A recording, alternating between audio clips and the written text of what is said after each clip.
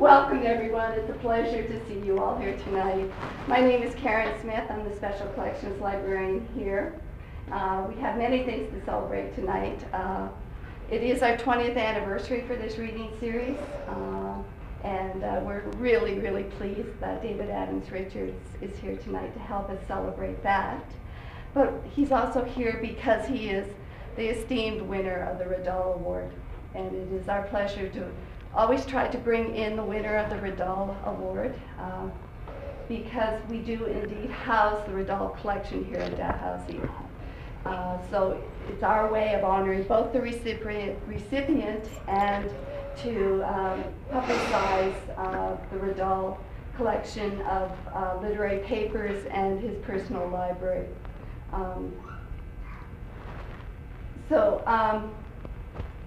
I could really go on at great length about the parallels between David Adams Richards and Riddell, but I will not because this is David's evening, and we definitely want to hear from him. So David Adams Richards is the author of novels, short stories, memoirs, essays, poetry, and plays. In addition to winning the Thomas Riddell Atlantic Fiction Award, David has won a number of prestigious awards, including but not limited to the Giller Prize and 2 GGs, one for fiction and one for nonfiction. He's also a member of the Order of Canada for his enormous contributions to Canadian literature, including taking an active role in mentoring young writers, a very important and noble role. David's novels are primarily set in the Miramichi River Valley, which gives them a strong sense of place.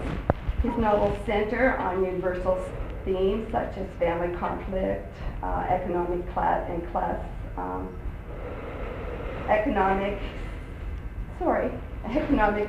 community. David's most recent book, Incidents in the Life of Marcus Paul, is a gripping, multi-generational story that explores themes of murder, betrayal, race, and history. And it's a story that happens to be set in New Brunswick, but could happen anywhere. And now I invite David Adams Richards to read from his powerful novel, Incidents in the Life of Marcus Paul. Okay.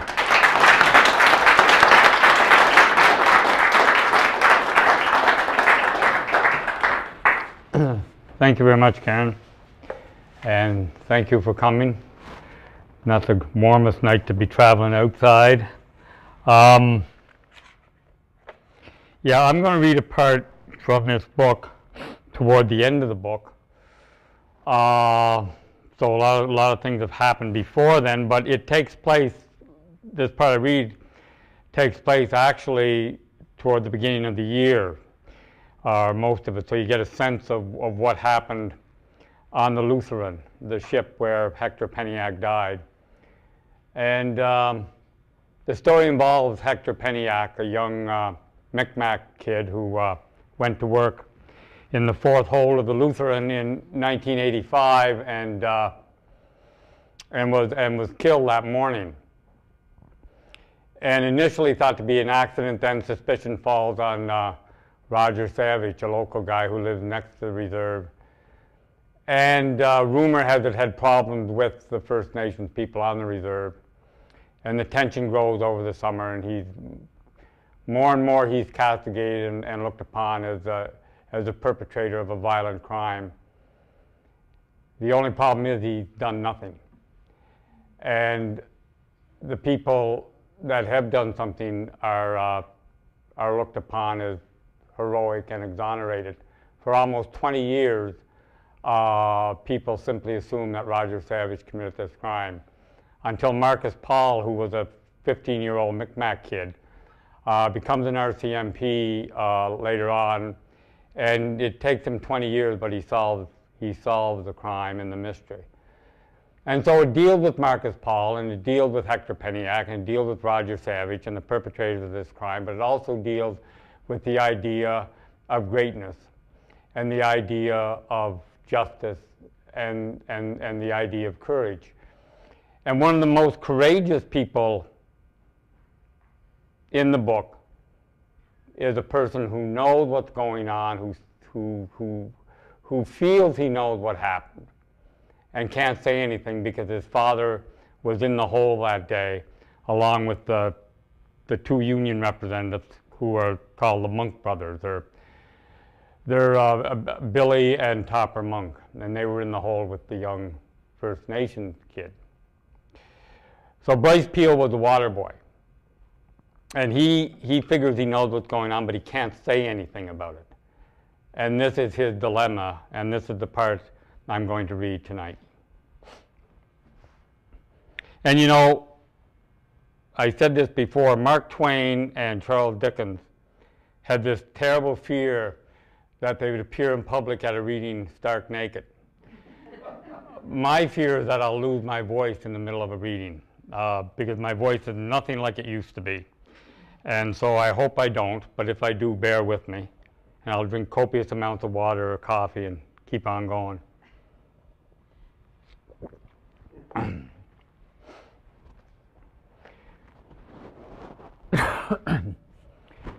The water boy, Bryce Peel, had had a deeply disturbing summer. All of this had been kept from everyone around him. How could it be that taking a job as a water boy when he was little, that is, a boy of 14, happily thinking that he would be able to buy a bicycle, how was it that because of this, everything good in his life had been dashed, and that his whole life had been turned upside down, and his yearning and longing for goodness eclipsed by his duty to protect a father who would not have protected him? And how was it that no one had come to check up at him, this despite of the fact that he lived in his little house near the old black station, that he lived near the grand old stagecoach road, where the Irish woman named Jessie Monk in 1864 had been ambushed and killed by a Scotsman and a Micmac hunter. To say Bryce was bad, though he stole and lied, was a mistake, and even to say he was wrong in not telling what he knew to the police was a mistake. For in so many ways he lived a life not only in fear, but also of obligation to those who had given him and his father a job 5 months before. Bryce had grown up under the influence of the monks, devoted to all they said. But he suddenly found out on that day in June 1985 that to them integrity was lack of integrity and character was lack of character. And once you lost these things, character and integrity, then to the monks you were acceptable and superior. So where was he to go, and what then was he to do?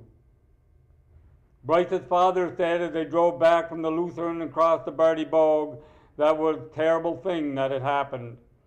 And at home, Bryce sat for a long time wondering what to say, like someone stunned by being hit over the head with pulpwood. Did Topper Monk hit him? He finally asked. Don't be so foolish, his old man said. They were nice enough to give us a job there. But I just don't see, how is it that Hector fell under them? His father tried to explain in the mid-afternoon heat that he was upset as well. And then the telephone rang, and when his father came back from the other room, he said, hauling up his suspenders, the police will be coming, so don't you go yapping or you'll get your mouth slapped. No boy of mine is a yapper. This then was integrity. No one was a yapper. And Bryce found this idea was to be enforced and reinforced. But the boy kept asking about the water bucket. 10 times he asked about it. His father was shaking too, standing near the sink with his hands blistered, and told him to shut his mouth. Then his father left to find out what was going on. In a while, Bryce's father came back, and the sky was white, and there was bugs filling the air, and the scent of evening dropping low, and cars passing down on the highway, and the clucking of a chicken or two, scratching for food, and a rooster half blind and old that the hens would peck to death within a week. Behind the dark, blistering house was an old rabbit pen that the boy had, and his little rabbit Warren was the only thing he lived for. His father asked what the boy would say if the police did come. He told the boy everyone down the hole was saying it was Roger Savage, because he disliked the idea of the Union turning on him and hiring an Indian boy. And the little fellow said nothing, tucking his thumbs up inside his fist and staring at his bed in a kind of silent agony. His father said, they were kind enough to take us on, and you can never say they did anything wrong. First of all, they probably didn't, and second of all, they are the monks. Bryce shrugged. Then he asked if he could lick the peanut butter jar, for it was almost empty, and the welfare check had not come. And so the next day, when the water boy was called upon to give a statement, when the police sat him in the car and asked him what had happened, He said that he had gone to get a bucket of water, and the police officer wrote this down, but didn't seem to understand it was a glitch, for he had never worked a boat before and did not know that 2 buckets in a hole was the standard, and 2 buckets were already there. And when I come up, the load fell. So you saw the load fall, certainly like a ton of bricks. Did you see who hooked on? No, sir. And that was it in red pencil, written and laid away for 4 months, and now in the possession of Chief Amos Paul, who had not gotten the red pencil note yet. The boy's name was signed on the little note, Bryce Peel, Water Boy. That night after Bryce Peel gave his police statement, Tucker Monk came over to see the water boy's father, Angus, and Angus Peel went out on the doorstep and shook his head. He had a piece of straw in his mouth, and he said, "Yes, I know it," and looked behind into the dark little window where the paint was peeled. There was one highway light that shone down on the road, and now and again the sound of a car, faint and tragic and longing. And Angus Peel came back and glared at his son. "What did you say to them police?" Topper was asking. "I never said nothing. I said the load fell. Topper Monk has done a lot for us." The boy went into the living room with the glare of the television meandering out into the dull, drab furniture and the smell of sweat, and sat there and looked guilty as if he himself had done something wrong. He stared out at his rabbit pen, his knees shook. His father looked at him with compassion, his son's thin neck and the little bruise on his cheek. "Topper Monk has done a lot for us," he said kindly. "That's all I am saying. You know I've had a hard time, and I took that job even though they knew I'd never handle it. It was the happiest day of my life, and you were water boy, and now I'm sorry I got you into this." "I know," the boy said. "I know, Dad. I know you're sorry. I know you always been sorry." Bryce Peel woke up the next morning to the telephone ringing, and he listened as his father climbed the stairs. "Topper Monk wants to see you," his father said, "so just mind. Mind what? Mind what Topper Monk is saying." Bryce got out of bed and put on his worn trousers over his skinny little legs and his old red t-shirt that his mother gave to him 2 years before, so it made his arms hang out and came up on his belly, and his floppy hat that he liked to wear, and went out to his rabbit pen. And Topper Monk did something that day very strange. He showed him the bicycle Bryce had said he wanted to save for, and placed it beside the cage, with the boy's mouth hanging open in the dry air, and the smell of dark manure coming out in whiffs as if from a dark tunnel. "Now that's some bicycle," Topper said. And that bicycle allowed a preternatural silence for weeks and weeks as the calamity grew over at the edge of the bay, where Roger Savage was building a room onto his house. The boy hardly washed, and the bicycle was driven around the Peel yard in desperate gloom. The boy drove around on the bicycle, his pants bobbing up and down on the black seat, so smelled of his own shit, for he was too scared or defiant to wash. "Daddy," Bryce said once. "What?" "Do you know that Roger Savage?" "Yeah, I know of him. Can't say I know him completely, but I do know of him. They say he is the killer of that Indian boy." "That's what they do say," Angus Peel noted. "But do you think so?" Bryce asked, almost as a whisper. "It's what I know," Angus said, and expressing himself as finely as some of the educated people had, he extended his grace to the band by saying, "I am no Indian lover, but I will tell you a death is a death and can't be celebrated." Then there was silence for a moment. "Son, I have to have dialysis. What in Christ am I supposed to do?" And Angus Peel looked at his son, who was born with such hope into such a world. Later in the month, Topper Monk began to inquire whether Bryce, little Brycey Peel, wanted another job, one where the real money was. "It's not so bad. Just go up to the end of Onion Brook and cut some sprags for the back of my barn.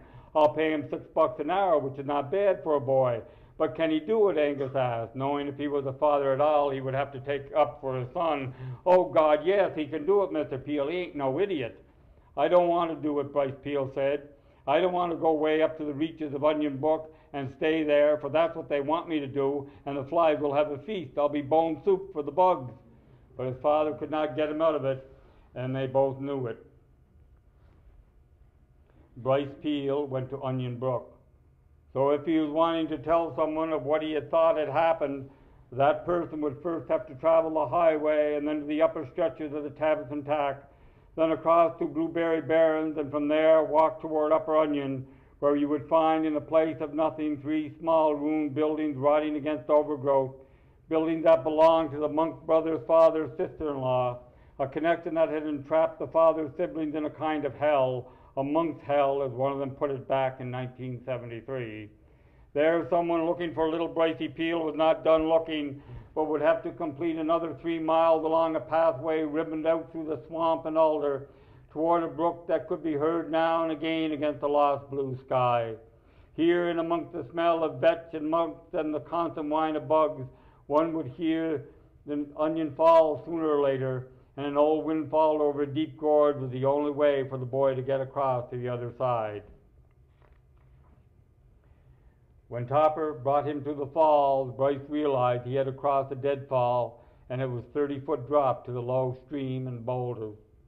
"Mark my words, you can do that, boy." The boy shook. He did not know what to say. He stared at the falls and the rainbow it made and felt the heat suffocate him. His father was supposed to have come with him, but his father was sick.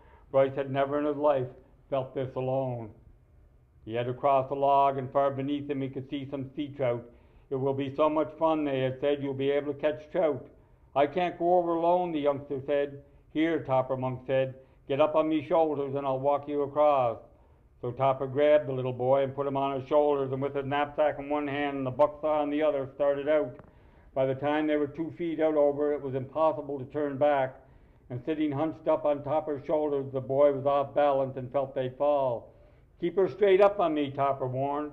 The boy, with his red t-shirt black with sweat under the arms and with the bee on the front with its caption that read, "You be my honeybee," suddenly thought of the story his mother had told him long ago about the fox and the gingerbread man, and he believed Monk was going to let him go.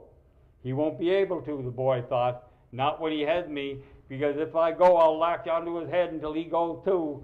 I'm a pretty good latcher. In fights I can latch pretty good. No doubt about it, I'm a latcher. And he put both arms around Topper's head. "Hold her there now, Brycey, buddy, you got your fingers over me nose." So this is what the boy said when they were 10 feet out over the 30-foot drop to solid boulders. "If you go, Topper, I go." "What are you talking about?" Topper said. "Get your hands off me head." But the man became aware that the farther he got out on the windfall, the more dangerous it was with his top-heavy load. And here he was staring death in the face with a young boy because of an Indian man he had never seen before that terrible morning. And why did this happen to him? What law had made his life so certain to be this way, as it was from the time he was 10 years old?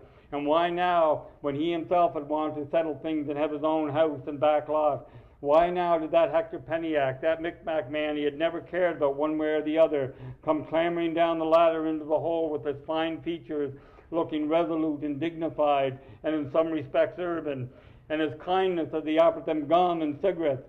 And what was it in him and his brother to take to tormenting that man? For what sport did men do this? And for what reason did he think it was fine and noble to do this to the young Indian man?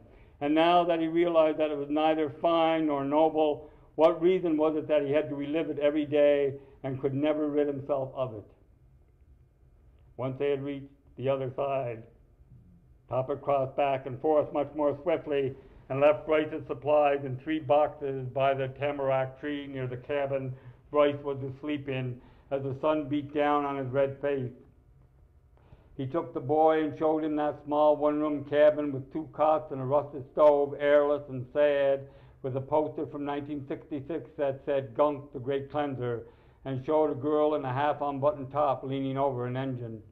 "No one is going to leave you," Topper said to the boy. "Your dad will be here tonight. Everything will be fine." He smiled and then patted the boy's head and trod away and crossed the log again and went into the gloom on the other side of the brook, and the child was left alone. His father did not come that night, nor until 3 days later, his face sheepish and his blood-ridden eyes downcast. The boy, bitten half to death by black flies, was sitting near a pile of props from the tamarack tree he had cut in obligation to his job. He had smashed his cans of beans on a rock against the tree, trying to open them because they had forgotten to leave him an opener. At night the temperature dropped so it was cold. He said he saw a bear. The camp smelled of urine because he had wet his pants. The father talked of when he was a boy and how he had done more and how much more was expected of him, and he did not mind, for that was how you get ahead in life. "And you've got so far," the boy said, for the first time in his life answering back, and for the first time in his life his father did not hit him. The money they gave the boy for cutting his props out of the tamarack and spruce he saved for school. He would get new jeans and a new shirt and sneakers, is what Brycey Peel thought. He would leave Angus Peel and be someone special, he thought. He would go to dances and get hard-ons and talk to other girls, like other boys his age who never had the benefit of parental care. He had no option but to buy clothes with any money he could get. But as the days bled away and the horizon became purple in the morning, and then nearing mid-August when the wind started, he was depressed and could not drive his bicycle anymore. What am I supposed to do? His father said. Each day the monks would drive by or drop in and look at him and pat him twice on the shoulder, and sometimes he would stay in his room so he wouldn't have to be patted on the shoulder, and they would call him down. Hey, his father would call Bryce, hey Brycey, come down here a moment, will you? Don't be so big feeling now, it's only Billy Monk. And he would walk down and stand in the kitchen, and Billy Monk would talk about almost dying in the hold. He would look at him with pale, blue, expressionless eyes, a small white mole under the left one, and he would speak almost without moving his lips, so you saw only one or two lower teeth, and Bryce was so scared he could never take his eyes off of them. Then Topper arrived one Saturday with a whole bucket of chicken and a new fishing rod for the boy. I knew you didn't have one, for you got no fish this year. Now you have the bike to take you fishing and a rod to fish 'em with. Bryce looked at his father and Topper and nodded. Friends or what, Brycey? Friends or what? Topper asked. Friends, Bryce whispered. Touch me pinky to make it true. Come on now, touch me pinky. So Bryce touched his pinky. You got to remember now, the only thing is we don't want you to go to jail. And the boy, Bryce Peel, went to school that long ago year in a new pair of jeans and with lots of money given to him by Billy Monk. Some said they saw him drinking from a quart of Captain Morgan rum one night, and he got in fights too, once for no reason with the young Indian boy Marcus Paul, because Marcus refused to take the $20 Bryce Peel wanted to give away.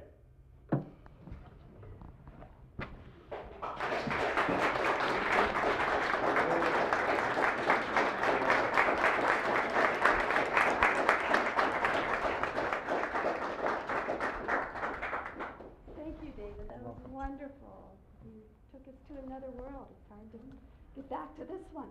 But David has kindly offered to answer any questions that any of you may have. So the floor is yours.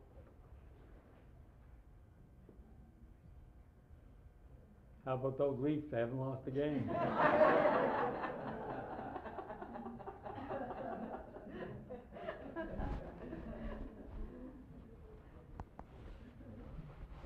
Want to know how David manages to layer, and make a very intricate, complicated piece of work that draws us in like that? When did you write the book? Oh God, it must be 2.5 years ago now. It was finished for about, probably it was finished 1.5 years before it came out, because I had another book that was coming out before it, and they're kind of, my books, they try to stagger them. So like I have 2 more books at the publisher now, and I have another one going up, so that's 3 books. So they're kind of sick and tired of me, and they're trying to stagger my work. But this one was written probably in 2009. I finished it after I moved back to Fredericton from Toronto. So the end of 2009 it was probably done.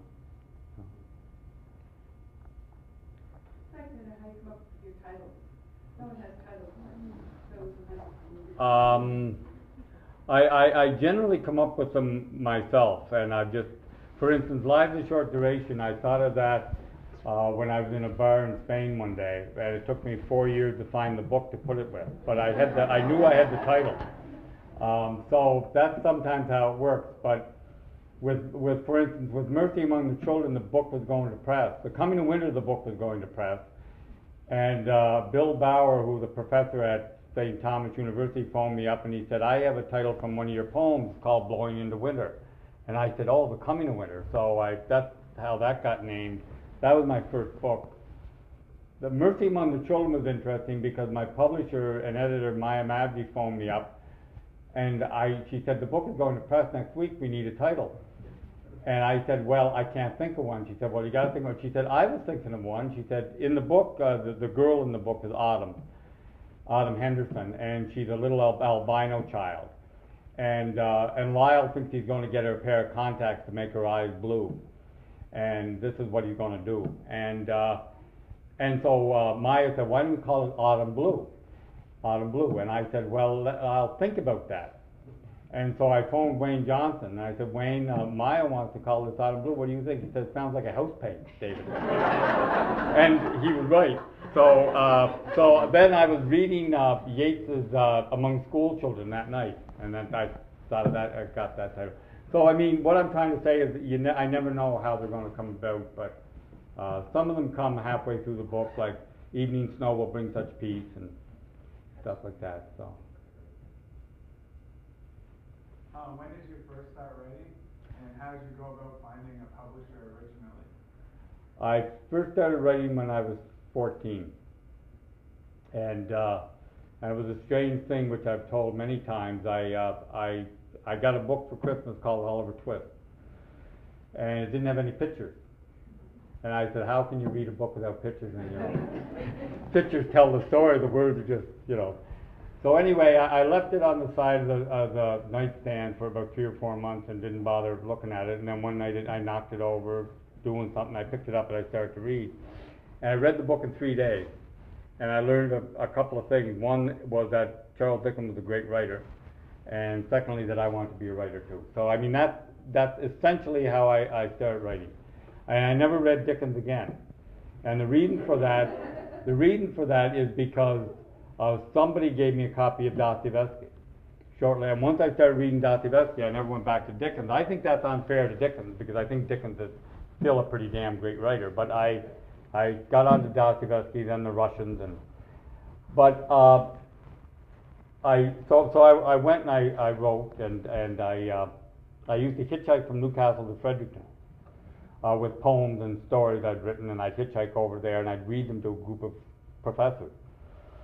And then I finished my first novel, and I didn't know who to send it to, and so I asked Ken Thompson, who was a professor, and I said, who should I send this to? He said, well, send it to Macmillan, which is my publisher, or send it to Oberon Press, which is a new publisher in Ottawa.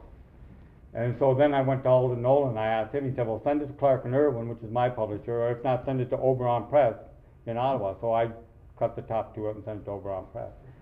And they accepted it and published it. And there was a big dispute over it because they tried to edit it. I mean, they really tried to edit it, and I refused to have them edit it. And I think the secret was, if I had allowed them to do that, then I'd allow them to do anything. And I wasn't going to do that. But I was 21 then. And so I've been, and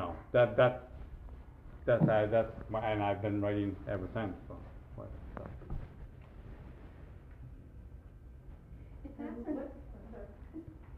What's your relationship with the editors now? Pretty good. Pretty good. I mean, I've had editors that, I've had 6 editors. All of them I think gave me valuable advice, and all of them I think gave me horrible advice. But it's a minefield that the writer has to go through. Some of the things, the advice they gave really would help the book, and you've got to realize that. But other advice that they give, for certain reasons, just do not help the book and sometimes hurt the book, and you've got to realize that too. And if an editor gets too intrusive, then you've just got to say you're too intrusive, and if that persists, then you've got to get another editor. And not all editors work with all writers. It's, some editors are great with some writers and not great with others. The editor I have now, Maya Mavji was my editor for a number of years, and I thought she was fabulous, and she's down in New York now. And Lynn Henry, who's originally from PEI and is the main editor at Doubleday, is my editor now. Most of my editors have been women, which I like, because I can get along with them very well, and I've had 2 editors that have been men, and they've been fine too. But Lynn Henry is a great editor. So, and I'm waiting for her notes about the novel coming up next fall. So we'll see what happens, but I think it'll be okay. I'm rather naive when it comes to how to become a wonderful writer. And it fascinates me that you're able to work on numerous projects pretty much at the same time, because you have more than one book on the go, or one project on the go. And I'm just wondering, how do you keep your thought processes straight? Well, if I was doing 2 novels at the same time, I think I'd get pretty confused. I can correct 2 novels at the same time, because when I'm going through them to, take out lines or put a line here, that's okay. And I've done that. I mean, I've just done that this past month. But the actual writing of a book, I can work on a non-fiction book and a fiction book, or a fiction book and a play, because they're different disciplines, and I find I can do that, and it doesn't cross me up. If I was to work on 2 fiction books at the same time, I'd probably get pretty confused. So. Good, thank you. Question here in the corner? I really admire how you're able to capture, feelings of prejudice and racism and poverty and all this stuff. When you were living in Toronto, back in Toronto, did you ever experience anything like that, like you have experienced or seen in New Brunswick or in Maritime? Because Toronto's so big and there's so much going on. Do you ever experience? Well, yeah, of course. I mean, it's everywhere, and the thing about it is I can only speak of it from a personal point of view. I mean, I can't speak of it from other people's point of view. But with me, it was rather funny, and I say this because when I went up there, I was wearing a check hunting jacket, and I had a beard. And I went into my publisher, and I got up to the 9th floor of my publisher, and she looked terrified, and she started, and I said, hi. She said, "Is that you, David?" I said, "Yeah." She said, "I was just ready to press for security." She said, "I thought you were one of those people off the street, one of those people." I said, "No, I've come to see Ellen Seligman was my editor, and I've come to see Ellen." She said, "Oh, okay." And then I went into a bookstore, and I tell you what I was looking for. I was looking for essays on the Epistle according to St. John, from the New Testament. There was a book of essays on them. That's what I was looking for. So I walked in, and the guy said, "Out, out." I said, "But I'm here looking, out, out." I said, and I thought to myself, that's how I make my living. If I'm going to get kicked out of the place how I make my living, I'm in pretty bad shape. So that was my experience. So I went home and I decided, well, I'm going to wait until he crosses his feet and then I'm going to run him over. And I said, no. And then I said, no, I better not do that. That'll only prove that, So anyway, no, I didn't run him over. But that was two things. But and is there prejudice with color and all that? Of course there is. But there's also great kindness and generosity too, and so. Okay. When I was farm in Alberta, and when I first heard your voice was on, you were reading Night Below Station Street, I guess. Mm-hmm. And I was raised in a part of Alberta that there was a preacher on every Sunday or whatever. And there's something, I got to be careful. There's something about your voice or your delivery that this the cadence sort of seemed biblical. Biblical, yeah. No, it's just there's sort of like a phrase, and I had never seen you, and I actually didn't know about your book, and that was the first time. And I just when I came in today and I heard you reading again, can you talk a little bit about whether that kind of phrasing or whether that, as a kid, was that any part of your? Well, I think I came from a world of oral tradition, and they were great storytellers. And I forget who it was, but it was a Western writer who was talking about this. And he said the great thing about storytellers, oral storytellers, is they get to tell it. So they know what works and what doesn't work. So they'll tell a story, and if this doesn't work, they'll leave it out next time, and if they add something that works, they'll add it in so the story can, but it is also the voice. It's also the voice that allows this to be told. And I love hearing people speak poetry when I was a kid. My mother did, and she was a great reader. She read poetry to me when I was a kid, so maybe some of it comes from that.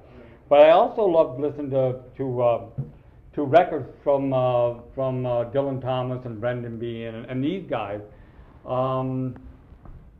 And the thing about poor Dylan Thomas is there was this course of a professor in Virginia, and I was teaching down there.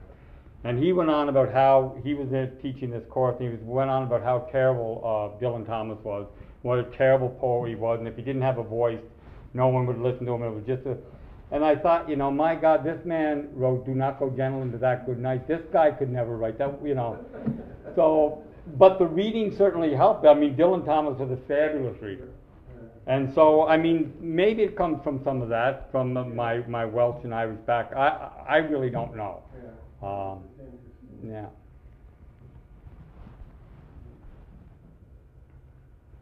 An awkward question, perhaps. To what extent do you consider yourself essentially self-taught as a writer? Whatever good I do, I'm self-taught. If there's bad things in my work, I mean, that's an influence. No, I'm not sure. I think that in some ways, sir, I was self-taught. I mean, and I think all writers, in a way, are self-taught. I mean, the one thing I tell kids who come to me with work is that they've got to be allowed to make their own mistakes. Because if you try to eradicate the mistakes from them before they know why they're making them, maybe they'll never improve. And I'm sure I made a lot of mistakes when I was a kid, and I still do in my writing. But the idea is that I've learned enough about how to overcome them, and I know what works and what doesn't work. And a lot of that, you know, Oscar Wilde said that experience doesn't come from amount of life lived, but it comes from instinct for life. And I think that a writer has a certain instinct for life. That's why Dostoevsky could write Poor Folks when he was 24, and writers that were 50 or 64 could never have written it, because of his instinct for life. And I think that writers certainly like Tolstoy and Dostoevsky, Emily Bronte, Emily Dickinson certainly had that. I mean, Emily Dickinson essentially never left her house and wrote some of the greatest poems in the 19th century. So, yeah, I think most writers worth their salt are in a way in some ways self-taught. That doesn't mean they don't take advice, and it doesn't mean they don't learn, but I mean, I think in a lot of ways they are self-taught. Question about your narrative line in your book, but is it complete when you start a book? Do you know where it's going and how it will end? No, I pretty well know how it'll end. I know the beginning. It's the middle part that I have to work on, and I work and rework the middle part.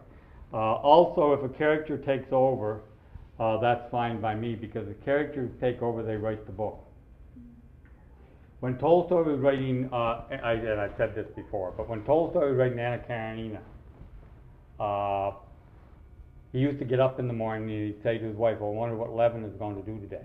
Konstantin Levin, who had taken over so much of the book that Tolstoy wasn't sure what Konstantin Levin was going to do. And Levin is more a Tolstoy character than any other character. I mean, he's more like Tolstoy in his life, just like Rostov in War and Peace was more like Tolstoy.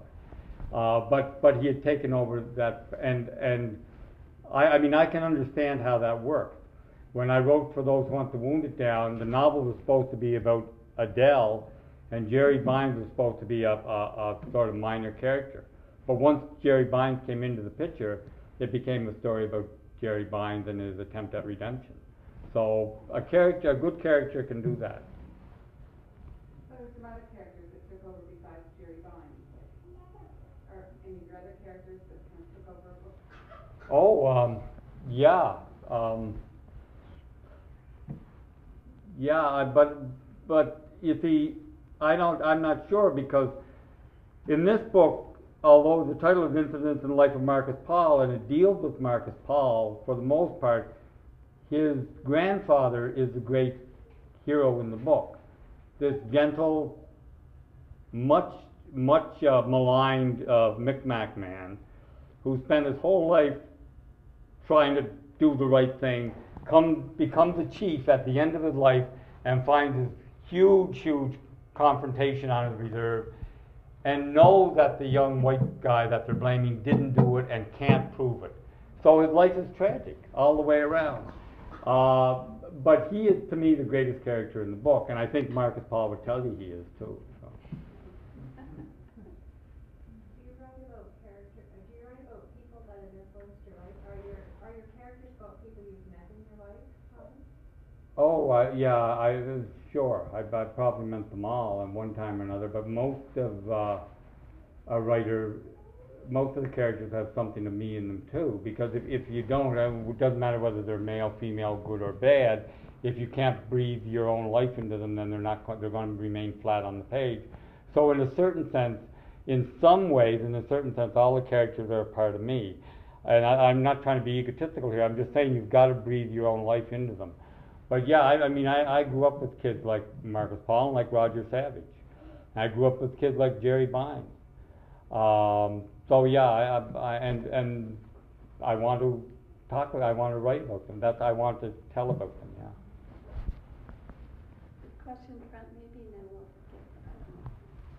Who are some of your favorite Atlantic Canadian authors? Oh, I like Alistair. Poetry of Alden Nolan. I love Ernest Buckley. Mountain in the Valley. There's a lot of them. I like Ken Harvey's work from Newfoundland. There's a lot of people I like. I like Wayne Johnson's work. There's a lot of writers I like. I think as far as influence goes, just because I knew him so well, it would have to be Alden Nolan. I admire Alistair greatly, and I know Alistair well, but I was publishing at the same time he was, and so he wasn't kind of an older influence to me. I certainly admire his work greatly. So yeah, there's a lot. Lisa Moore I like. There's a lot of people whose work I like. Yeah, Lynn Cody.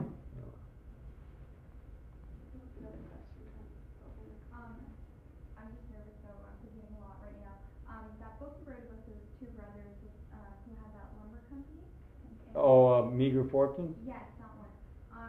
I was always wondering about why, in the end, when the girl is trampled over and her child has deformity. Mm-hmm. I forget exactly what it was. Why did you make it so that he would have that? I always wondered why. Like, why couldn't he just be normal and be no offense or anything, but be like his father, cut down trees or, be productive. Not to say, you know what I mean. I know exactly what you mean. I know why, and I don't know why I did that. Come on. See, that happened to me. My mother fell when she was 7 months. So that happened to me. So I had to put it in one of my novels, and that felt like a good novel to put it in. And so that really is the truth. That happened to me, and I was born 7 months, 2 months premature, weighed 3 pounds. And so the idea was I had to put it in some book, and that seemed like the book to do it. Okay. I always thought maybe it was, to show that, his ancestors were so, strong and productive, and look at him now, and he's sort of representing the land, because now the land is all Well, he was able to speak the history of it. You see, he was able to get out of the woods and to tell the story. So. I went to St. Thomas University, but it was before you were the in-house writer, unfortunately. So, since I never had the chance to walk into your office and ask a question or speak to you, I was wondering if you could describe any typical interaction you might have with students who will consult you during any office hours. Depends on the student. You know, really it does. It depends on the student. And it follows the same pattern. I mean, I'll read their work and I'll tell them what I think about it and how I think they can improve it. And they'll generally come back again. I've had some good writers come to me over the years, and that is in Virginia and out west and in Australia too. I did the same thing, and in New Brunswick. And I've had some good writers, and I've had some not so good writers. There is one writer that I feel very bad about, and it was years ago, and I was in Edmonton, and he came to me with this manuscript, and he was a young guy, and he handed me the manuscript, and he said, "Can you read this, Mr. Richards? And I don't go to university, but I'd like you to read it." I said, "Sure, I'll read it." So I started to read it, and I read the first few pages, and I said, "My God, this is horrible. This is just horrible. I won't be able to finish this book." And then a line would strike me, and I'd say, "Hey, that's a pretty good line." And then I'd read on, no, this is horrible. And then a paragraph would strike me. I'd say, "Hey, that's a pretty good paragraph." By the page 50, the pages were good, and then the chapters were good. And then I realized this is a hell of a novel. This is a very good novel. And he came back, and he sat in my chair across from me, and I said, "So, how old were you when you wrote this novel?" He said, "Well, let me think. I'm 18 now." So I was 16 when I started it. And I said, "Well, hell, this is a hell of a novel." I said, I'm going to try to get this published." So I sent it to 4 or 5 publishers, and a couple of them almost took it. And I curse them to this day, but they didn't take it. And I felt really, really bad for him. And I brought him and I said, "Well, no one's going to take it," but I said, "Don't give up hope." And I moved back to New Brunswick. And we corresponded for a little bit, and then he wrote me and he said, "I'm going to give up writing. I'm not going to write anymore." And I felt really bad, and I told him, "No, you shouldn't do that. You should continue on." And Peg and I moved 4 or 5 times since then. 4 or 5 different houses. And in 2003, I mentioned this novel. I just thought of it, and I mentioned it to Maya Mavji, who was my publisher at Doubleday. And she said, "I'll publish it." She said, "I'll publish it on your word. I'll publish it." And I said, "Oh, great." And I couldn't find the manuscript. And I don't know his last name. And I don't know where he is. And that's just, I feel bad, but I had his manuscript. I must have had it on me for 10 years, and then I just lost it over the years, just moving. And the one thing where I think it might be, and I'm going to look, is at the archive at UMB. Maybe I put it with my paper. And if I did, I will get it again, but now Maya Mavji is gone. She's in New York, so I don't know, but anyway, so.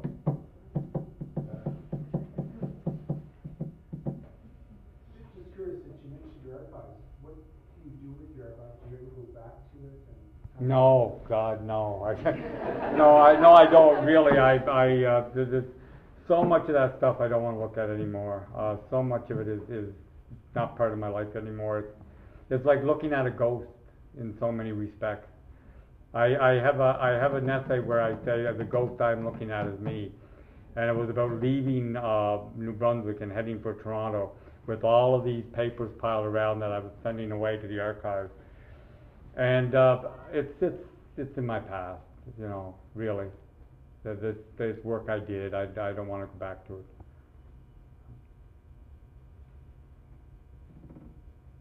What, if anything, if you stood up to editors that you were considering them, what role, if anything, critics and reviewers have in your life? And compared to them reviewing a novel and then reviewing something like Face in the Hundred, which is you really do. Well, the reviews of my book were so bad when I started out, it was comical. I mean, they were so bad because they talked about these people being absolutely subhuman and poverty-stricken and subhuman. And what they didn't see, they didn't see any of the humanity in them. I mean, not all critics, but I mean a lot of them. And it was so funny because it just showed their absolute naivete about what humanity was about. And what I like to compare now is that the critics of my early work, the first few books, were as blatantly devoid of understanding of my works as Emily Bronte's were about Wuthering Heights. Her critics actually you could put them side by side, and you know, they're interchangeable, and so that always gave me heart, you know. But the critics at times could be pretty ruthless and pretty poisonous without caring that they understood or you know, had any idea of what the work was about. And now I look back and it's kind of funny. It wasn't then. I mean, I was a kid. I didn't even know they had reviews of books when I published my first book. I swear to God, I didn't even know they had reviews until people told me my book was reviewed. And they say, "Boy, you got a bad review." What's a review? You know, I mean, I'm being reviewed already. I'm only 21. So anyway, it was so kind of silly. It was really kind of silly, but it showed the cosmopolitan ignorance of what Canada was about, and they usually came from places like Toronto and big centers that had no understanding that this is that even in rural Canada it's multidimensional, you know. So it took a while. The reviews got better as time went on, and that's the way it kind of goes. So.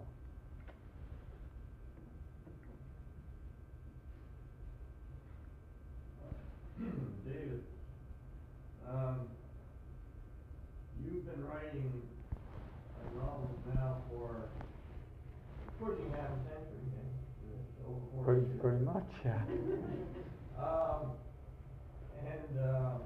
I can remember being very enthusiastic about the first novel. As a matter of fact, I read a passage from it to some friends not 3 or 4 months ago, this summer sometime. A passage from The Coming of Winter where Kevin Dulce's father goes down to the high school to talk to the principal and his teacher. Mm-hmm. Got to be the funniest scene in any novel I've ever read. But nobody ever thinks of you as a humorous writer. I think you are often a humorous writer. What do you say to that? I wish you would tell some of the critics that. I do too. But it's the idea that Dostoevsky wasn't funny. When he was alive, no one thought he was funny. He's absolutely hilarious. He's as funny as Charles Dickens. That's why I left Charlie behind. Am I upfront funny like a Wayne Johnson or a Herb Curtis? No, I'm not. But underneath, my whole premise is that life at times is absolutely hilarious, and tragedy is at times hilarious. Yeah. So I think there's a good deal of humor in my work, and I think a lot of the more astute readers realize that. So that's all I can say.